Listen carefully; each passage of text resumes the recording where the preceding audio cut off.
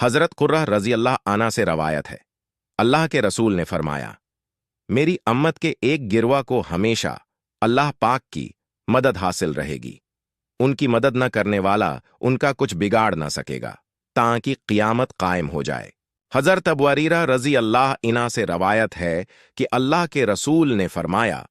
تب میری امت میں سے ایک گروہ اللہ کے احکام پر ہمیشہ پوری طرح قائم رہے گا، اس کی مخالفت کرنے والا اس کو نقصان نہیں پہنچا سکے گا۔ حضرت ابو عنبہ خولانی رضی اللہ عنہ سے روایت ہے، یہ وہ صحابی ہیں جنہوں نے رسول اللہ کے ساتھ دونوں قبلوں کی طرف نماز پڑھی ہے۔ انہوں نے فرمایا، میں نے رسول اللہ سے سنا، آپ فرماتے تھے، اللہ پاک اس دین میں ہمیشہ نئے پودے لگاتا رہے گا اور ان سے اپنی اطاعت میں کام لیتا رہے گا۔ حضرت عمر بن شعیب رحمہ اللہ کے والد شعیب بن محمد رحمہ اللہ سے روایت ہے کہ حضرت معاویہ رضی اللہ عنہ نے کھڑے ہو کر خطبہ دیا اور خطبے کے دوران میں فرمایا، تمہارے علماء کہاں ہیں؟